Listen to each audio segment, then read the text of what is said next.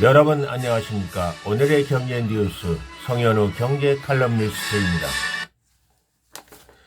오늘은 경쟁적으로 발표되는 정치권에서의 저출산 공약과 결혼에 대해서 말씀드리겠습니다.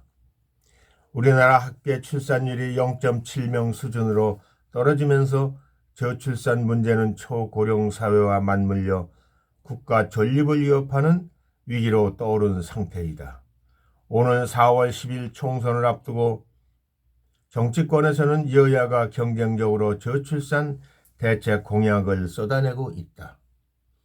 여당은 육아휴직 급여 상한 150만 원에서 210만 원으로 인상한다. 야당은 8세에서 17세 자녀당 월 20만 원으로 한다는 내용이다. 또한 국민의힘은 출산 휴가에 엄마 아빠 휴가로 바꾸고 아빠 휴가를 한 달의 유급 휴가로 의무화하는 총선 공약을 마련했다. 서울시 의회에서는 한 발 더 나가 서울서 아이 낳으면 소득무 간 공공주택 우선 배정한다고 한다. 민주당은 2자녀 출산 시 24평 주택을 3자녀 출산 시 33평 주택을 각각 분양 전환 공공임대 방식으로 제공하는 내용이 담겼다. 또 모든 신혼부부에게 가구당 10년 만기 1억 원을 대출해주고 출생 자녀 수에 따라 원리금을 차등 감면하겠다고 했다. 8세부터 17세까지 자녀 1인당 월 20만 원씩의 아동 수당을 지급하는 우리 아이 키움 카드, 출생부터 고교 졸업까지 매월 10만 원을 정부가 펀드 계좌에 입금하는 우리 아이 자립 펀드도 포함됐다. 철학자 소크라테스는 결혼은 해도 후회하고 안 해도 후회할 것이다라고 했다. 과거엔 그래도 해보고 후회하지 않은 사람이 많았다면 요즘엔 후회할 일을 뭐하러 하느냐는 사람이 많아지고 있다.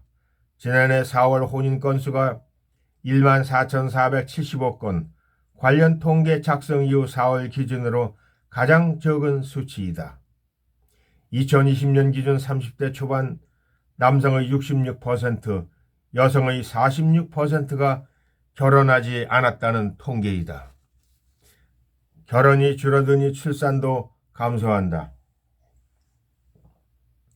4월 출생아는 18,484명으로 4월 기준 처음으로 2만 명에 못 미쳤다. 결혼은 두 사람이 만나 경제 공동체를 이루는 일이다. 결혼이 줄어드는 이유도 경제에서 찾아볼 수 있을 것이다. 결혼은 남는 장사일까?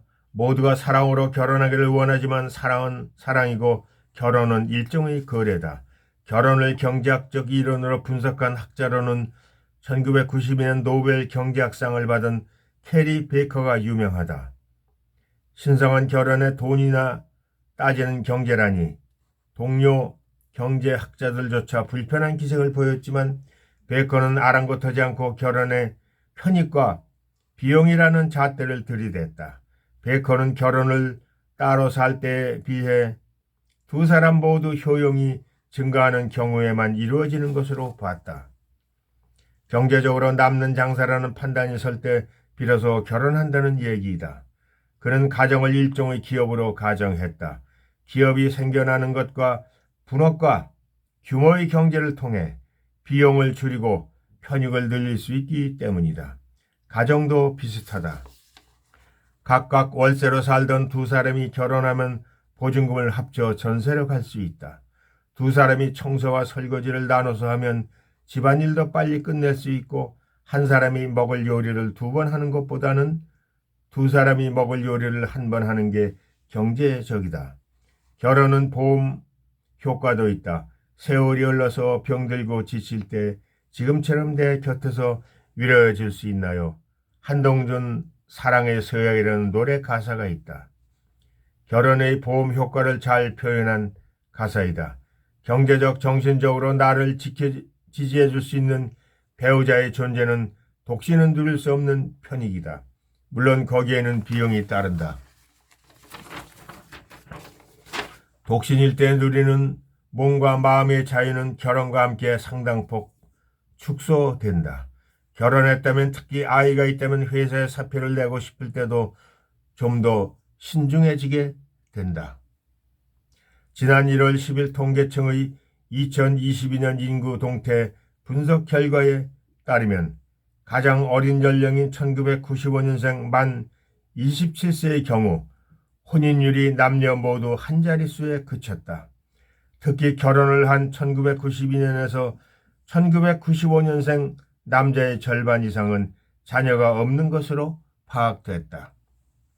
가성비 나빠진 결혼. 결혼이 줄어드는 것은 결혼과 관련된 비용 편의 계산에 변화가 생긴 결과라고 할 수 있다.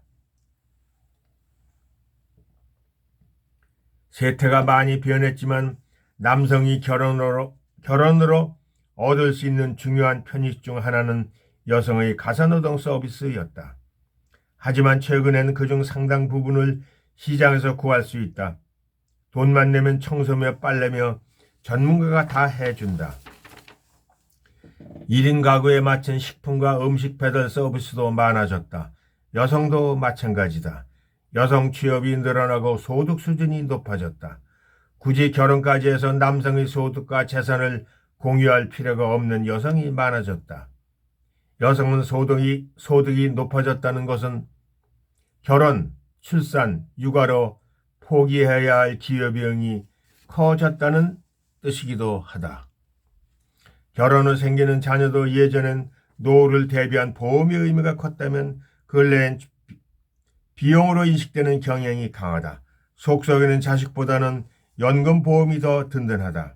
집값, 전셋값, 스튜디오 촬영비, 드레스, 메이크업비 등 결혼하는 데만 더 큰 비용이 들어간다. 편익은 감소하고 비용은 증가했다면 결혼이 줄어드는 게 당연하다.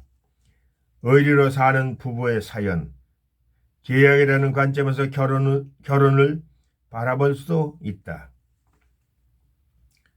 결혼은 쌍방, 독점, 장기 계약에 이르는 관점에서 여느 계약과 차이가 있다. 이렇게 너밖에 없는 관계는 역설적으로 서로에게 소홀해지기 쉽다. 의리로 산다는 부부가 많은 것은 결혼 계약의 이런 특성 때문이다. 의리마저 사라져버린다면 결혼은 이혼으로 끝난다. 비용 편익 분석은 이혼에도 적용된다. 과거 여성들은 이혼 후 경제적으로 큰 어려움에 빠질 가능성이 높았다. 따라서 결혼 생활이 불만족스럽더라도 결혼을 유지하려는 동기가 강했다. 소득이 높아진 요즘에는 여성들은 이혼 후 경제적 곤궁을 덜 걱정해도 된다. 이혼에 대한 부정적인 시각도 옛날에 비해 약해졌다. 이혼 비용이 감소한 것으로 볼 수 있다. 그래서인지 이혼은 늘어나는 추세다. 4월 이혼은 7,288건으로 3개월 연속 전년 동월 대비 증가했다. 결혼의 편익과 비용을 완벽하게 계산할 수 없다는 점은 결혼의 경제학이 갖는 한계다. 더군다나